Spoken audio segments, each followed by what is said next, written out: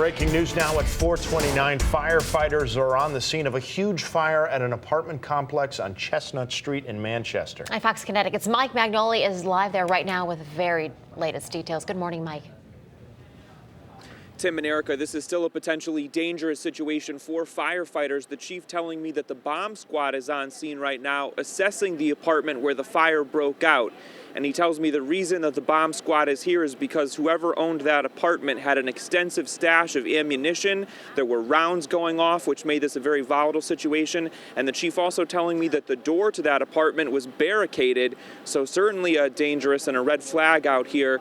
And right now, the tenant in that apartment is the only person who is unaccounted for. Everyone else has made it out okay, but just unbelievable flames that we were looking at earlier when we were rolling on some video and looking at some home movies that were shot by a tenant out here. It looks like the fire is jumping from back porch to back porch. It's literally climbing the stories of this building. This is the Centennial Apartments on Chestnut Street. And this is a place where you've got about 100 people who live here. Right now, they're being relocated to the senior center. That's going to be used as a temporary shelter for them. But no injuries at this point. But as you heard me say just a moment ago, we've got that one tenant who's unaccounted for. That's the person who lives in the apartment where this fire started. Do we have that soundbite queued up from the chief here talking about the contents of that apartment? Do we have that? That's where the fire did originate, in that first floor apartment. But there's a lot of ammunition, and there were some reports of other heavier munitions in the apartment. So we elected to pull the firefighters out of that portion of the structure until we can make it safe for them to be in that environment.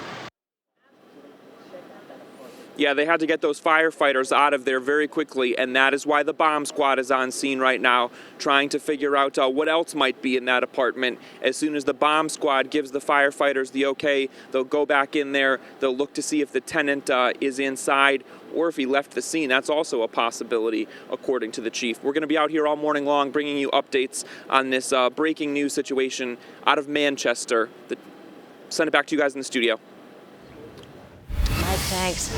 Well, a Hartford teenage girl who went missing back in August has been found in Colorado. The police found her yesterday. She was kidnapped. That's what police are saying. Yeah, the 14-year-old girl was found unhurt inside a Colorado man's apartment. Fox Connecticut's Angelica Spanos is live at the Hartford PD now with more. Angelica. Good morning, Erica and Tim. 1,878 miles. That's how far away police found 14-year-old Jillian Burgos of Hartford. Police say that she was kidnapped, and the man that kidnapped her drove here to Connecticut, took her, and then drove back to Colorado there. Now, we're told that the two met on the internet, and police have not said if she willingly went to Colorado with the man or if she was forced. Take a look here at your screen. This is 53-year-old kidnapper here, Timothy Wind. He was arrested by police in Colorado for second-degree kidnapping as well as internet exploitation. Burgos was missing since August 25th and was found inside an apartment in Colorado at 2 o'clock on Wednesday. Investigators say she was with him since she went missing on that August day. The case is under investigation right now, and there is a lot more information that police need to learn here. Now, right now, officials are working with reuniting Jillian with her family here in Connecticut. They say that this is an ongoing investigation. And as for Wind, he is being held right now in a Colorado jail. And later today, this afternoon, he will face his formal charges. Stay with Fox Connecticut for continuing coverage on this case, as well as Jillian's homecoming to Connecticut. Live in Hartford this morning, Angelica Spanos, Fox Connecticut. Angelica, thank you so much. We're going to have the rest of the day's stories in just a couple of minutes. But first, of course, we have to say hello to the team. Rachel Lutzker, Joe Fury here with us. Good morning to all of you. Guys. Hi, guys. How we doing? Good. All right. We, have another pretty benign day. There's a little more going on today. Got a little more humidity. Got a chance of a shower might go by. Maybe not for everybody. So, a little more like summer out there for today. And then we're going to dive the temperature down. Oh, and fun. bring a little autumn feel as we go along here. So, it's still feeling pretty good out there this morning. There's the co-op game at UConn at 55 degrees. It's dry.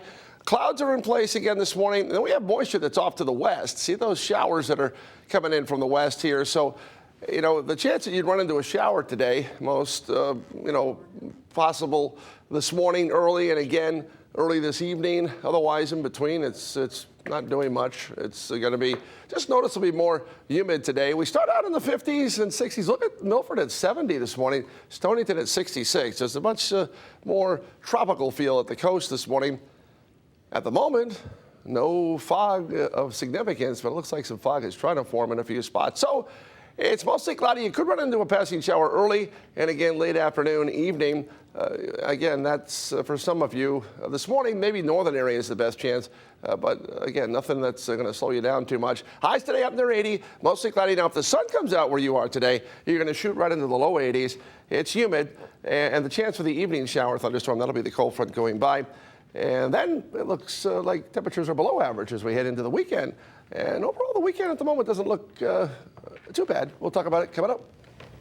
All right, Joe. Thanks. Rachel, All right, things are a little tricky right now. Northbound side of I-95, we have reports of an accident possibly involving a tractor trailer with a fuel spill. Now, this is through the construction zone, which is actually set up between 13 and 16 on both sides of the highway.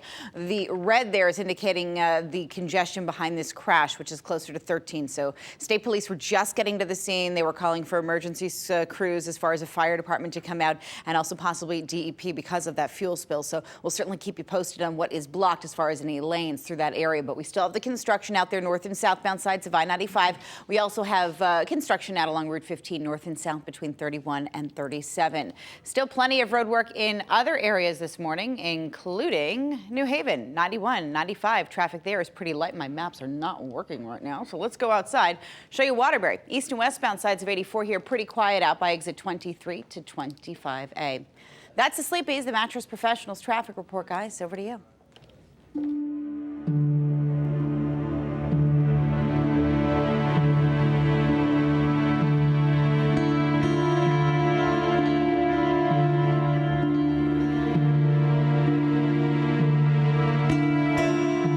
Morning long, we will be remembering the terror attacks of 9/11. They happened 13 years ago this morning. This is a live look at New York City, where later this morning there's going to be a moment of silence at 8:46 a.m. That is the moment that the first hijacked airliner hit the North Tower of the World Trade Center. There's going to be a second moment of silence at 9:03 to mark the moment when the second plane hit the South Tower. And at 9:37, a moment of silence will be held for when Flight 77 struck the Pentagon. Meanwhile, across the country and here in Connecticut, flags have been ordered to fly at half-staff in remembrance of the nearly 3,000 people who lost their lives 13 years ago. Moving on now, some state senators are once again criticizing the state's early release program for prisoners after the recent stabbing death of a 1-year-old girl in Bristol. Yesterday, Senate Republicans announced that 35-year-old Arthur Hapgood was able to get out of prison early through the program because that program allows inmates to earn time off their sentences in exchange for good behavior. But they said that while Hapgood was in prison, he failed multiple drug tests, assaulted another inmate, and even helped 2 inmates escape from a halfway house. And then, not long after he got out last month, police accused him of murdering 1-year-old Zanaya Calloway.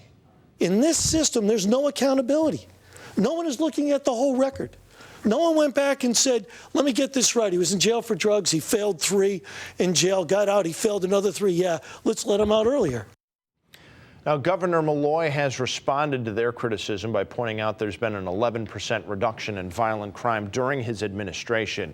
He also pointed out that if Hapgood had served his full sentence, he would have been out of jail anyway at the time of the stabbing.